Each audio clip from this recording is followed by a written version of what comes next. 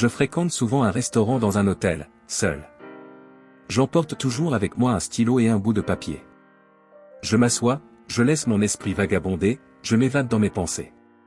J'ai toujours eu cette habitude, bien avant de vraiment comprendre quoi que ce soit sur la vie, et c'est une habitude qui m'a toujours fasciné. C'est devenu un rituel, une manière de m'évader du quotidien. Je ne parlais jamais de ces moments-là, je pensais que les gens me prendraient pour un fou. Peut-être savaient-ils déjà que j'étais un peu différent, mais peu importe. Peu de gens s'autorisent à rêver comme je le faisais, et pourtant, c'est ainsi que tout se concrétise. Nous sommes souvent trop rationnels, trop ancrés dans la logique, coincés dans des schémas rigides comme ceux des ordinateurs. Mais parfois, il faut savoir lâcher prise, ouvrir son esprit à autre chose. Je me souviens d'un ami, maintenant disparu, que Dieu le bénisse. Un jour, après une réunion importante, entouré par une foule de personnes venues me poser des questions ou prendre des photos, il est venu vers moi. Il voulait absolument me parler, mais je lui ai dit que j'étais trop occupé. Je lui ai demandé s'il avait une carte de visite. Il n'en avait pas. Alors il est allé jusqu'à son hôtel pour en chercher une. Lorsqu'il est revenu, la foule était toujours là, mais il a réussi à me donner sa carte. Il était responsable des ventes dans une grande compagnie d'assurance, et il voulait discuter. Nous avons fini par nous rencontrer, et il m'a parlé de sa jeunesse. Il avait été formé par un jeune prêtre, le Père Pierre, qui dirigeait un collège de Notre-Dame. Ce prêtre avait une vision bien à lui, un peu folle diront certains, mais il savait inspirer les gens. Mon ami avait pour objectif d'augmenter les ventes de son organisation de 50%, et tout le monde le prenait pour un fou. Je lui ai répondu que s'il pensait vraiment pouvoir y arriver, alors il réussirait. Nous avons décidé de travailler ensemble, et il a rassemblé tous les meilleurs éléments de sa compagnie pour un séminaire de 3 jours que j'allais animer. Dès le premier jour, je me suis rendu compte qu'un des participants n'était pas du tout à l'écoute. Pendant une pause, je suis allé le voir et je lui ai demandé pourquoi on ne parvenait pas à communiquer. Il m'a souri et m'a dit franchement qu'il n'arrivait pas à comprendre comment quelqu'un avec une grammaire aussi déplorable pouvait lui apprendre quoi que ce soit. Je lui ai répondu en toute simplicité que je ne pouvais pas l'aider sur ce point-là, que je n'étais même pas allé à l'école. Alors, je lui ai demandé, « Mais qu'est-ce que tu veux vraiment? Quel est ton objectif ?» Il m'a répondu, « Mon objectif, c'est d'avoir une place de parking sous l'immeuble. » J'ai dû le regarder un instant pour vérifier s'il se moquait de moi ou pas. Imagine, cet immeuble est situé sur l'avenue Saint-Cloud à Toronto, en plein cœur de la ville. Il y a un parking derrière le bâtiment, mais en hiver, quand tu veux repartir, tu dois gratter la glace pour voir à travers le pare-brise, et parfois, la voiture ne démarre même pas. Alors qu'en dessous de l'immeuble, tout est chauffé. Je pouvais comprendre pourquoi il voulait une place là-bas. Alors je lui ai dit, c'est vraiment ça, ton objectif? Il m'a répondu, oui. Et moi, je lui ai dit, tu ne m'écoutes pas vraiment. Avec un objectif aussi petit, je pourrais te montrer comment acheter cet immeuble entier. Ensuite, je lui ai dit de mettre son ego de côté, de se calmer et de vraiment écouter. Il a été sincère avec moi, alors je l'ai été aussi, et on a réussi à se comprendre. Il est ensuite devenu président d'une autre compagnie, il a ouvert son esprit. Tu vois, notre problème, c'est qu'on est souvent bloqué par des limitations absurdes. Mais tu n'as aucune limite.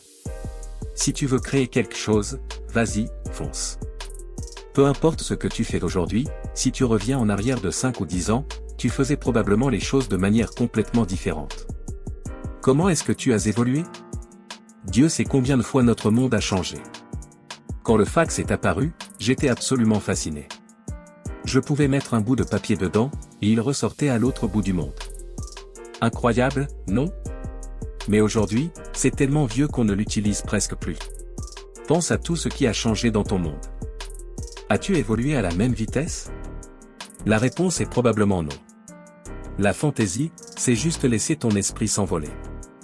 C'est bizarre qu'on doive apprendre aux gens à faire ça, tu sais pourquoi? Parce qu'on est souvent trop rigide, coincé dans nos habitudes comme un tambour bien tendu. Je n'ai jamais eu de problème pour me créer une image mentale. Je pouvais me voir interagir avec des gens du monde entier, littéralement. Par exemple, aujourd'hui, à 11h30, j'avais un appel prévu avec quelqu'un de notre équipe. Elle m'a envoyé un lien Zoom, mais pour une raison quelconque, je n'arrivais pas à me connecter via mon ordinateur.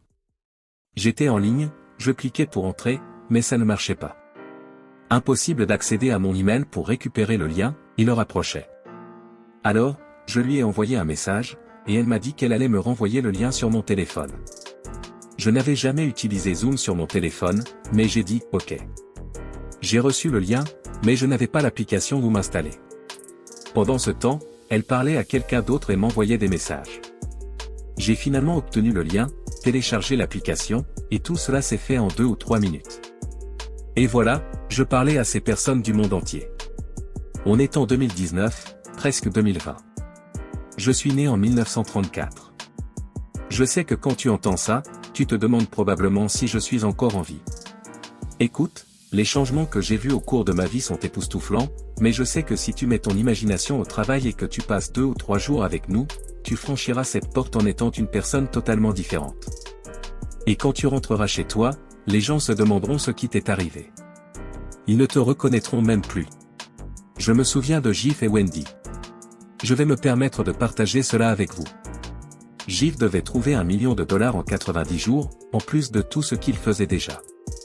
C'est une somme considérable à rassembler en si peu de temps, surtout avec toutes les autres responsabilités qu'il avait. Il avait déjà beaucoup réfléchi à cette situation. Il disait, je sais que je peux y arriver, je ne sais juste pas comment. Et en 90 jours, il avait son $1 million. Un jour, j'ai appelé Peg, une amie d'Ottawa m'a appelé un jour, elle m'a dit, Daniel, on pense à acheter une maison, mais elle coûte $1 million de plus que ce qu'on voulait mettre. Je lui ai répondu, rends ce $1 million insignifiant.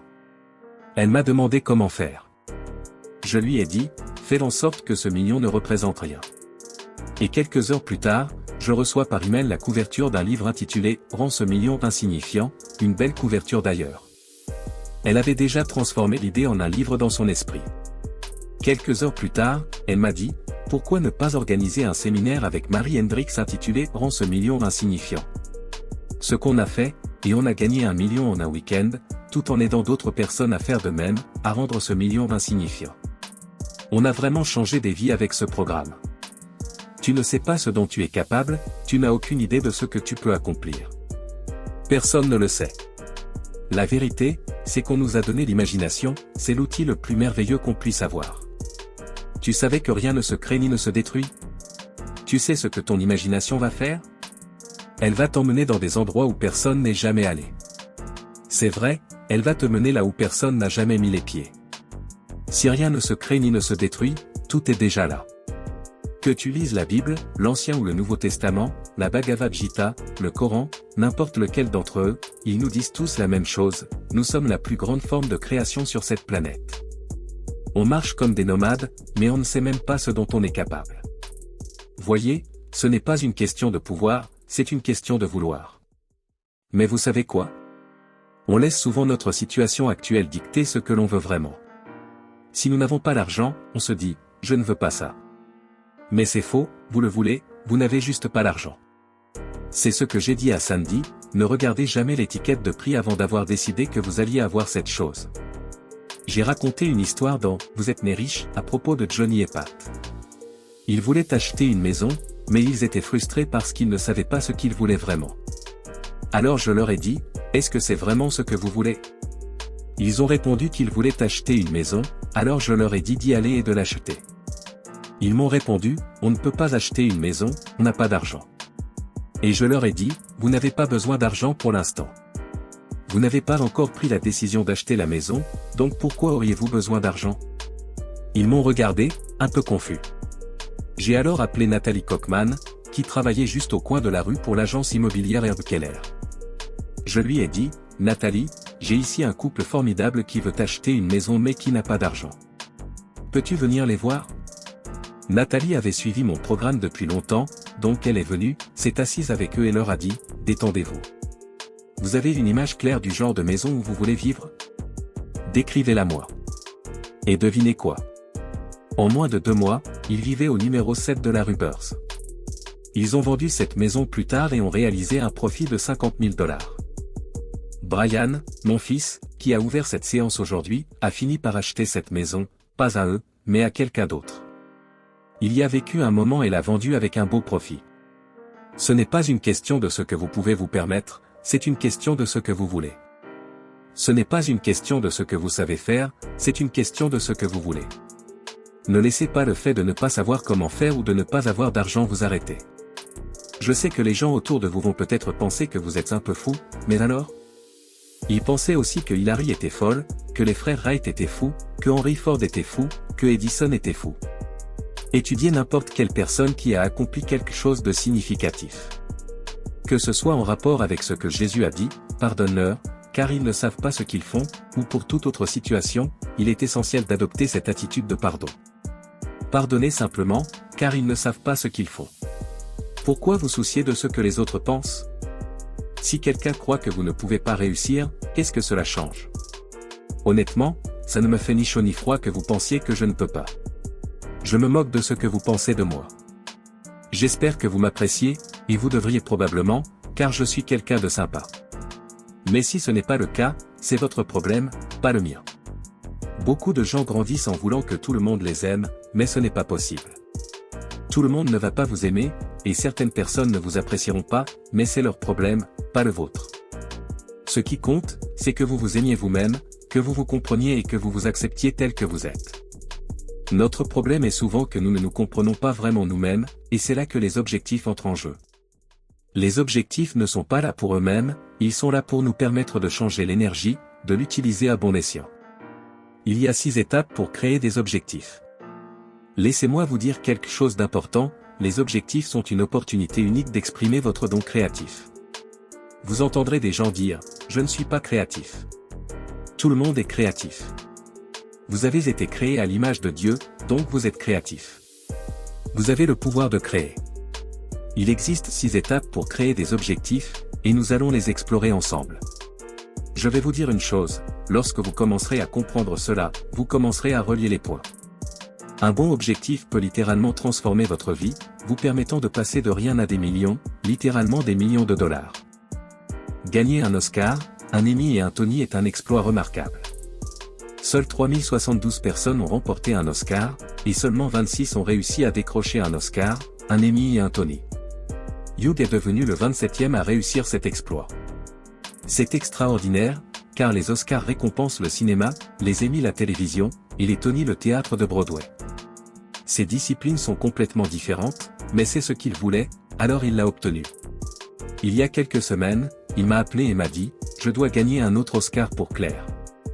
J'ai trouvé ça génial. Il m'a envoyé une photo de lui tenant son Oscar, et je lui ai dit « Tu vois, tu l'as déjà ». Je lui ai alors donné un conseil, prends ton téléphone, prends une photo de toi tenant l'Oscar dans une main, puis une autre dans l'autre main. Fais ensuite appel à quelqu'un pour utiliser Photoshop et te montrer avec un Oscar dans chaque main. Ensuite, contemple cette photo. Une fois que cette image sera ancrée dans ton esprit, elle le sera aussi dans l'univers, et elle devra se manifester.